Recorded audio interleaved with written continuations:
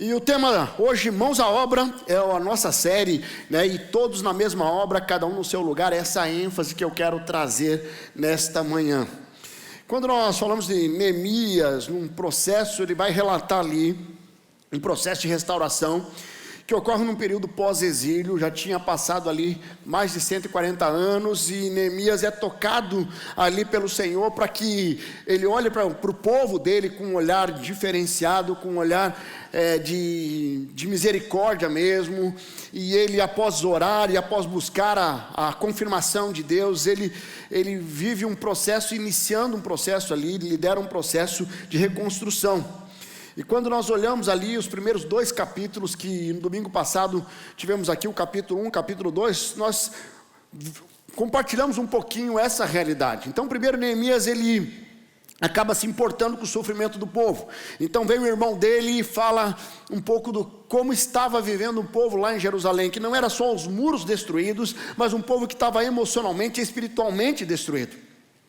Após isso, Neemias, ele busca a direção de Deus, ele ora buscando a direção de Deus, e ele age com coragem, ele vai e enfrenta um desafio ali de chegar diante do rei Artaxerxes e colocar isso diante do Senhor, e colocar a dor no coração dele, pedindo autorização realmente para ir até lá. E ele não consegue somente autorização, mas consegue também uma estrutura ali, e chegando lá, ele pega alguns homens estratégicos, umas pessoas estratégicas, faz uma vistoria nos muros, ele vai ali, ele ainda não tinha compartilhado a visão de Deus, mas ele leva as pessoas a olharem tudo aquele cenário, até que de repente ele compartilha uma visão que Deus tinha para ele, e inicia um processo de reconstrução.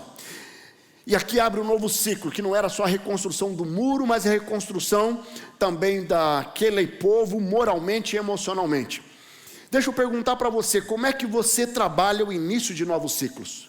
Como é que você trabalha os desafios que Deus tem colocado para você, para sair da sua zona de conforto e fazer algo que Ele está solicitando, que Ele está pedindo, que Ele está mandando você fazer? Quando nós olhamos aqui para Neemias, ele sai do conforto de uma realidade pessoal, individual, para ir para algo que tem um impacto coletivo, que tem um impacto não somente para ele, não é somente a vida dele que seria transformada, mas a vida daquele povo. Ele estava muito confortável, ele estava lá no palácio como copeiro do rei, então estava muito tranquilo. Mas só que nós vamos ver que Neemias, ele entende que o desafio que Deus tinha para ele não era só para abençoá-lo, mas para abençoar o povo dele. E às vezes é isso que nós precisamos compreender, que às vezes Deus quer usar a sua vida, não somente para mudar a sua realidade, mas para mudar a realidade da sua família, a realidade lá no seu trabalho, a realidade da sua igreja. E hoje nós vamos estar caminhando pelo capítulo 3, não vamos ler todos os 32 versículos do capítulo 3, mas eu quero trazer alguns destaques de alguns versículos desse capítulo, que ele relata basicamente a execução da obra. É ali onde o povo começa a reconstruir, e Deus começa a executar através de Neemias esse projeto de um novo ciclo.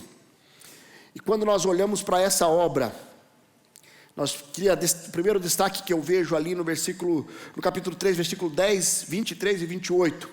Deus usa a vida de Neemias, primeiramente para trazer a consciência daquele povo, a consciência do cenário real que estava acontecendo ali. Dá uma olhadinha aqui.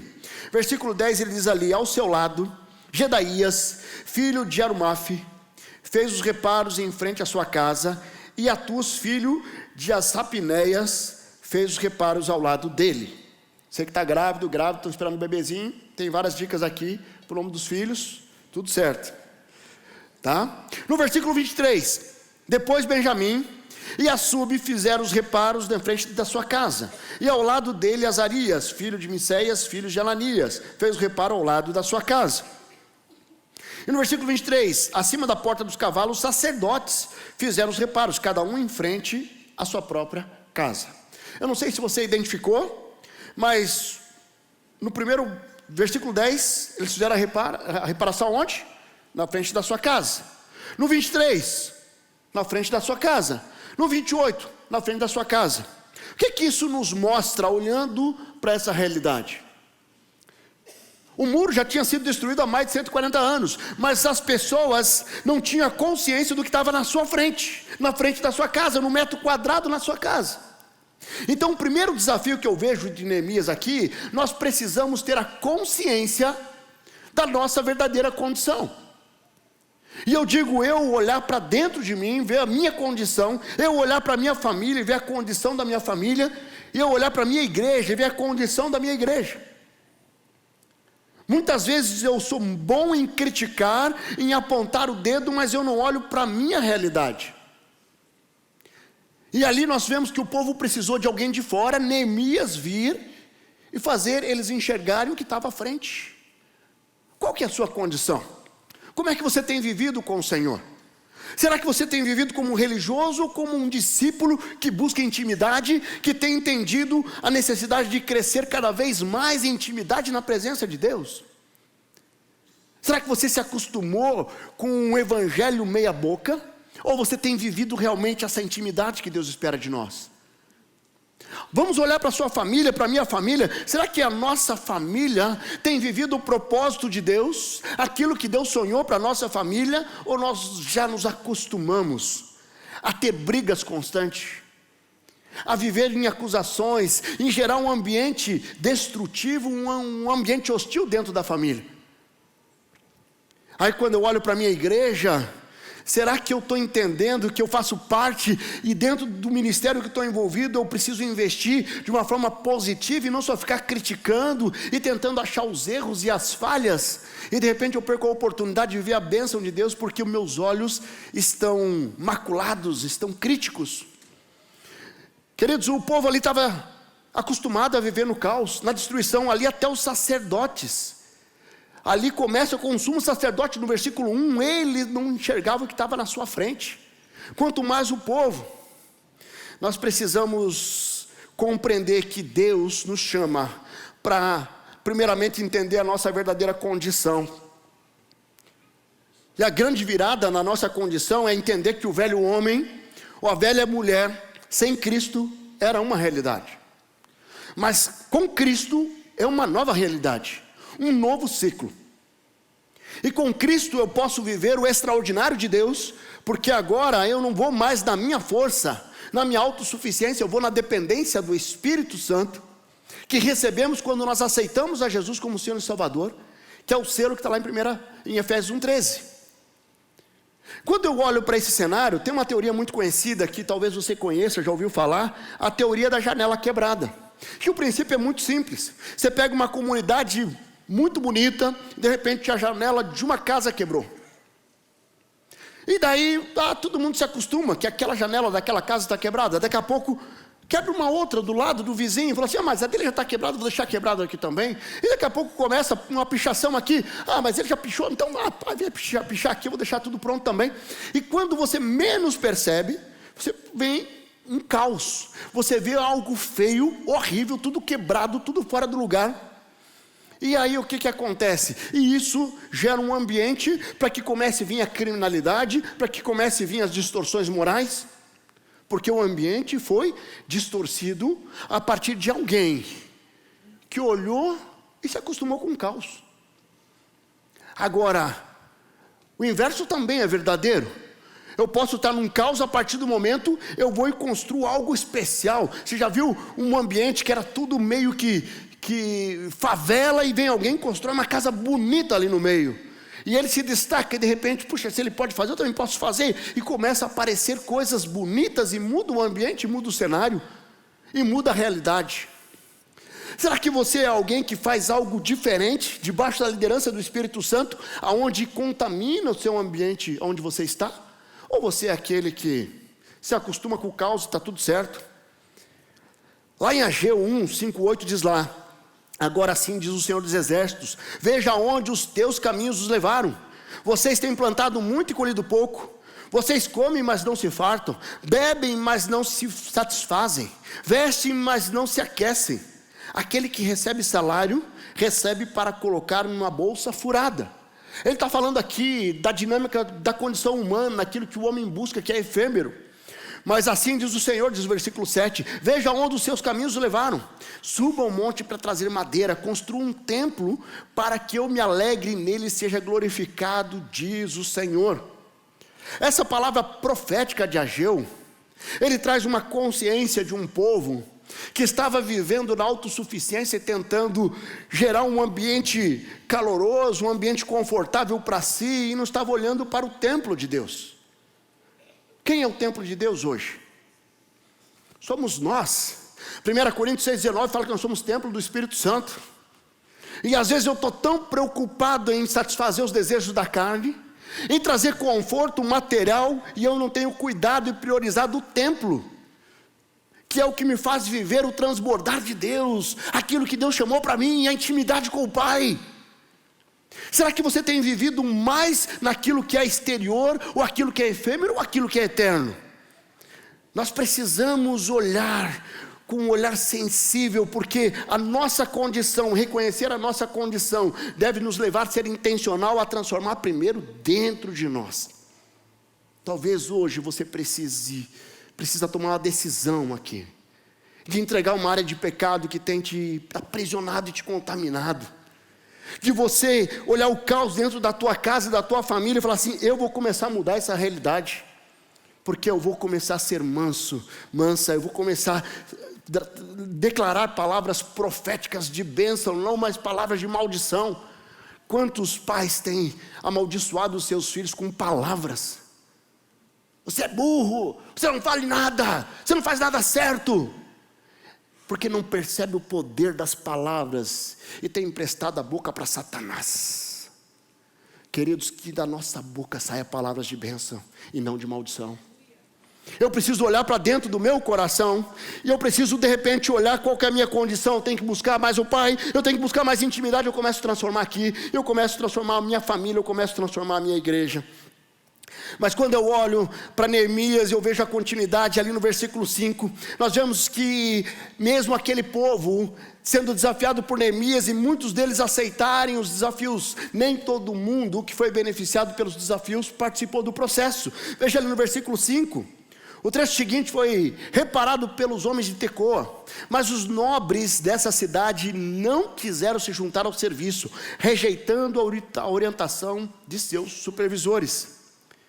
Queridos, nós precisamos entender que a resiliência é fundamental, porque vai ter ação contrária. Quando você quer fazer algo que está de acordo com o propósito de Deus, vai ter resistência. E a primeira resistência é de Satanás e os demônios. A primeira resistência é do inimigo de nossas almas, que vai tentar nos convencer que não é possível, que não é viável, que agora não tem mais saída. Quantos casais têm desistido de perseverar no casamento, porque não creem no poder de Deus e como Deus pode transformar, ou às vezes não querem reconhecer a sua realidade. Dentro de uma crise conjugal é muito fácil o casal vir, mas ele, mais ela, mais ele, mais ela, nunca mais eu tenho uma responsabilidade daquilo que eu fiz e que chegou nesse ponto, mas hoje eu estou disposto a reconhecer os meus erros e mudar a minha realidade para que haja uma mudança no meu casamento. Queridos, ninguém quer acabar o casamento, assim como ninguém quer se suicidar, por exemplo. Mas assim como o suicida não quer acabar com a vida, quer acabar com a dor, de uma forma errada e muitas vezes doente, emocionalmente, psicologicamente, assim alguém que quer o divórcio, quer acabar com uma dor que aquele casamento gerou. Porque se as pessoas se uniram no casamento, porque havia amor, havia uma complementaridade e havia sonhos juntos. E aonde que isso se perdeu? Quando a autossuficiência entrou, e eu caminhei olhando para os cenários e não reconheci que eu precisava mudar de rota. Certo? A oposição, ela vai ter, mas eu preciso compreender que eu, sendo resiliente, eu experimento algo novo de Deus, um novo ciclo de Deus. Lembram dos espias? Quando nós vamos lá em Números, no capítulo 13, nós vamos ver que os espias estavam ali, foi mandado 12 espias, e vocês se recordam que eles foram lá e trouxeram um relatório negativo, exceto 2. Quem são os 2? Josué e Calebe. Agora me diga o nome de um dos 10. Quem sabe?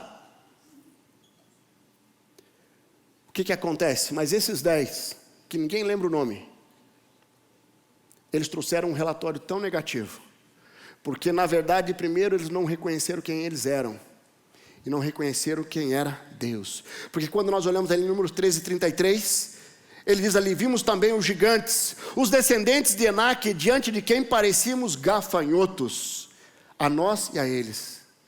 Eles se achavam gafanhotos, quando Deus estava dizendo: vocês são filhos amados, nação santa, sacerdócio real.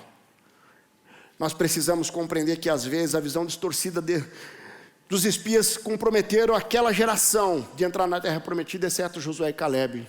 E se você tiver uma visão distorcida, você vai ser facilmente manipulado ou influenciado para fugir do propósito de Deus para a sua vida. Então eu preciso entender que vai haver oposição quando eu quero fazer aquilo que Deus pretende para mim. Se você precisa viver santidade, busque santidade. Vai ter amigos que vão falar assim: agora não bebe mais, agora não fuma mais, agora não faz mais isso, não faz mais aquilo. Não tem problema, a oposição sempre vai ter.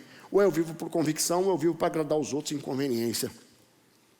Certo? E aí você vai tentar olhar para a sua família, você vai ver que a família é plano de Deus, e vai chegar aquele amigo que vai falar assim: olha, não, cara, traz essa esposa aí, vamos fazer a festa, vamos viver a vida doidado. Vai chegar aquela amiga lá e vai falar assim: olha, larga esse traste aí, olha como ele, que tipo que ele é. Então, na verdade, porque eu acredito no poder da família, no valor da família, eu não deixo ninguém me influenciar. E quando nós estamos aqui na igreja, alguém vai dizer assim: essa igreja é muito grande, deixa que eles façam. E aí eu vou falar assim: não, eu tenho a minha responsabilidade nos desafios que Deus tem colocado. Deus entregou uma visão para essa igreja e eu estou junto nessa visão. Porque eu vou ser usado como canal de bênção também para a minha igreja. O meu desafio nessa manhã é que você não deixe ninguém, em nenhuma situação ou circunstância, afastar daquilo que Deus tem para você. Porque quando Deus te orienta a fazer algo, mesmo que você não enxergue toda a obra pronta, faça a sua parte. E não deixe ser paralisar pela oposição. Porque nem todo mundo vai estar na mesma visão que você. Mas diante desse cenário você precisa estar conectado com a visão de Deus, para que a sua vida e os seus desafios sejam plenamente realizados debaixo da liderança do Espírito Santo. Hebreus 10:35 diz lá: por isso não abram mão da confiança que vocês têm, ela será ricamente recompensada. O que mantém a visão é a confiança num Deus que entregou a visão. Você precisa perseverar, de modo que quando tiverem feito a vontade de Deus, recebam o que Ele prometeu. Pois em breve, muito em breve, aquele que vem virá e não demorará. Mas o justo viverá pela fé. E se retroceder, não me agradarei dele. Ter a confiança e a visão clara para continuar avançando, independe do cenário atual. Tem que haver com a convicção que está aqui dentro. Então, primeiro ponto: reconheça a tua verdadeira condição, quem você verdadeiramente é. Reafirme valores e princípios da sua verdadeira identidade. Segundo, cuidado, porque você caminhar debaixo do propósito de Deus, vai ter oposição, porque nós vivemos um mundo caído. E a oposição muitas vezes é por Satanás e seus demônios, mas muitas vezes Deus usa pessoas que estão próximas de você, que não tem a mesma visão, para tentar te contaminar e fazer você desistir. E o terceiro, nós precisamos potencializar a força da unidade.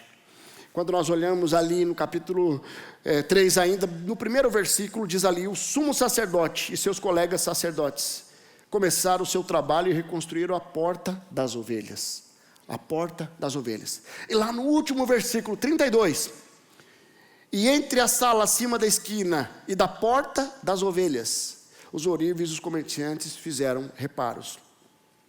Nós olhando todo o capítulo 3, ele começa na porta das ovelhas, ele termina na porta das ovelhas. Ele começa com os sumos sacerdotes e termina com ourives. Mas nesse meio tempo trabalha o povo comum, trabalha os governadores, trabalha vários tipos de pessoas. E quando nós vamos olhar todo esse cenário, são citados 38 pessoas e 40 grupos de pessoas, famílias ali que estavam envolvidos no processo.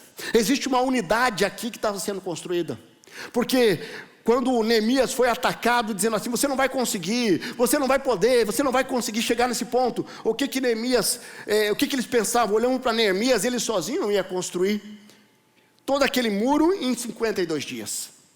Mas quando eles olham que Neemias, ao invés de tentar fazer tudo sozinho, ele entende o poder da unidade, ele chama todo mundo para uma visão única, para um propósito único, cada um no seu papel, cada um na frente da sua casa, começando na frente da sua casa.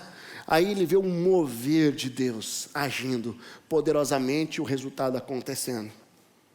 Talvez você tenha o costume de caminhar sozinho. Você nem se envolve em pequeno grupo. Eu vivo a minha fé na minha casa, eu vou no culto, está tudo certo. Eu quero te desafiar. Não caminhe sozinho. Se conecte com o povo de Deus. Se conecte na unidade. Aqui, equipe de louvor maravilhosa, estava aqui nos dirigindo em adoração. Se eu tivesse aqui no lugar do Bruno aqui, misericórdia, a hora que eu tivesse a primeira frase aqui, ia todo mundo sair correndo. Porque não é minha praia. Mas sabe, quando nós nos unimos, eu e o Bruno temos caminhado juntos, seja ali na Rede Vermelha, seja nos desafios do Celebrando a Vida. Ontem estava numa reunião com a nossa equipe do Celebrando, e se você não fez a tua inscrição para o Celebrando, homens, mulheres já não tem mais vaga, está na fila de espera, mas homens, não saia daqui sem fazer a tua inscrição, porque Deus tem preparado um momento muito especial ali. Mas sabe, quando nós olhamos e nós nos unimos e nos conectamos, o que acontece? A complementaridade, a unidade, os resultados são muito maiores. Então, quando nós entendemos o poder da unidade, o poder de caminhar junto, não subestimando ninguém. No último domingo, o pastor Edu mostrou um vídeo aqui de uma criança lá da IBB Pinhais, que tinha 2 raquetes, e ele entendeu o desafio que a igreja está tendo ali, de poder mudar para um outro local, onde tem que comprar cadeiras, tem que comprar equipamentos. Nós estamos em plena campanha para isso, mas existe a igreja sendo desafiada ali também. E ele fala assim: olha, tio Edu, acabei de vender a minha raquete aqui, estou com dinheiro aqui, R$120, que eu vou comprar uma cadeira lá para a nossa IBB Pinhais. Sabe, ele não trabalha, ele recebeu um presente, ele tinha 2 raquetes, ele vende uma entendendo que ele fazia parte do processo, porque não é o tanto de recurso ou o potencial de recurso, mas é o coração entendendo o poder da unidade. Será que você tem vivido a unidade diante do Senhor? Não subestime esse potencial. Efésios 4:14 a 16 de lá, o propósito é que não sejamos mais como crianças, levados de um lado para o outro pelas ondas, nem jogados para cá e para lá, por todo o vento de doutrina, e pela astúcia e aspereza do homem que induz ao erro. Antes, seguindo a verdade em amor, cresçamos em tudo naquele que é o cabeça. Cresçamos, está falando de maturidade.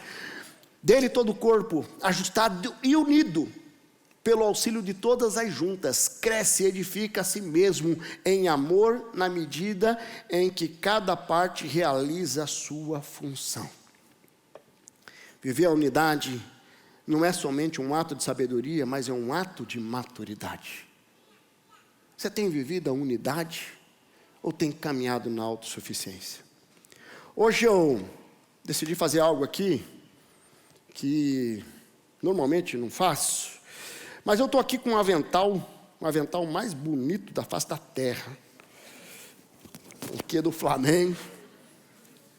Olha aqui, ó, tem até meu nome aqui personalizado, presente lindo que eu ganhei. Mas, e aqui eu tenho alguns elementos.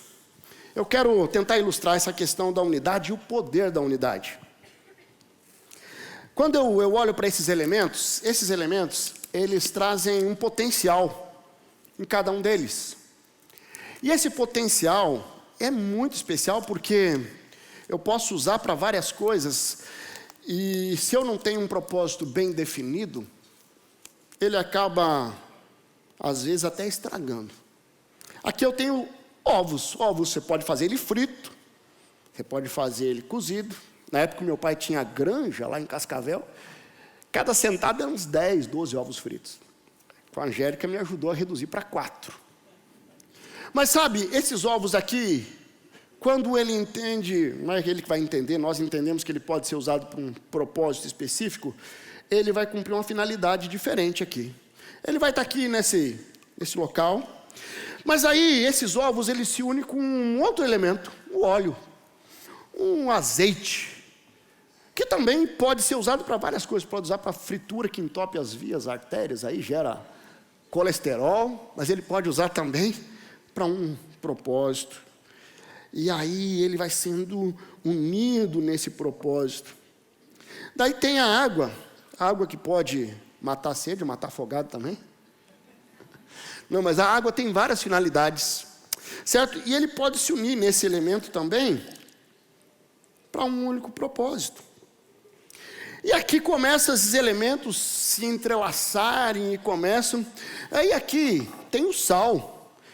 O sal tem que ser na medida, né? Que não pode ser nem bom, nem muito, nem pouco. Eu não sei se é muito ou pouco, porque eu não faço pão, mas me falaram que eu tinha colocado pouco sal ali no final do culto das 8. Mas aqui tem o açúcar também. E o açúcar também, ele vai trazer uma pitada aqui, dentro desse processo. Sabe, quando nós entendemos a unidade desses elementos, essa unidade vai trazendo uma nova realidade. E essa realidade vai sendo concretizada, e aí eu começo a colocar farinha, e essa farinha vai unindo esses elementos, e as coisas vão começando a ficar diferentes. E essa farinha, ela vai se unindo, e aqui, cada elemento dessa complementariedade começa a experimentar algo novo. E esse algo novo vai tomando uma nova forma. E essa nova forma, ela vai focar num resultado.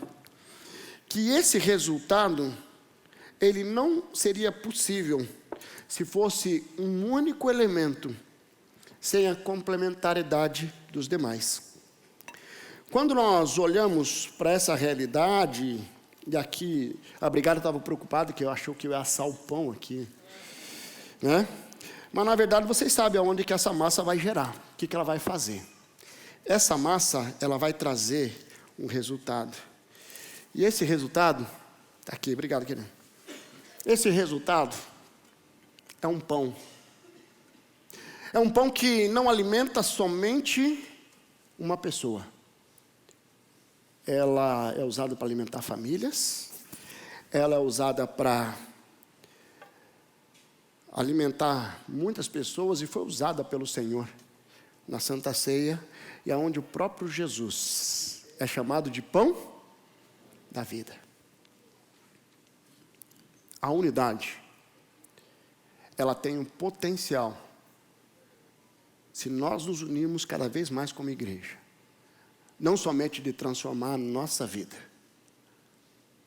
mas de transformar a realidade e o nosso propósito. Será que você tem caminhado com o Senhor, em unidade com a igreja do Senhor Jesus? Porque, recapitulando, o primeiro desafio que nós temos, olhe para dentro de você e veja o que você precisa mudar na sua vida, na sua caminhada, na sua jornada. Talvez um pecado que precisa ser abandonado, talvez uma mudança de comportamento que precisa ser enfrentado. Pare de negar que isso é normal, porque aquilo que é comum no mundo não é normal diante de Deus. A palavra de Deus nos traz um padrão, e é esse padrão que nós devemos buscar. O segundo desafio é cuidado com a oposição. Tem muita gente dizendo que não é possível. Eu quero te dizer que viver em santidade, ter uma família abençoada, mudar a realidade da sua família é possível. Só pare de olhar para as circunstâncias e olhe para o Senhor, o autor e consumador da nossa fé, para que Ele te capacite a ter sabedoria para mudar a realidade onde você está inserido, seja na tua família, no seu trabalho, na sua igreja. E trabalhando aqui dentro, entendendo e neutralizando a oposição, eu posso, em unidade, chegar muito mais longe. Em unidade, eu posso restaurar um ambiente familiar. Em unidade, eu posso começar a mudar a realidade da minha empresa. Em unidade, eu posso fazer parte dos desafios da nossa igreja. Porque Deus nos entregou uma visão. Tem uma visão para a sua vida, um propósito. Tem uma visão para a sua família e um propósito. E tem uma visão para a sua igreja e um propósito. Você pode caminhar alinhado nesse propósito, ou pode ser você a oposição. Se Deus deu a visão, Ele vai dar a condição. A questão é se nós vamos participar do processo, ou vamos ser aqueles que vamos estar à margem, sem deixar Deus trabalhar em nós e através de nós.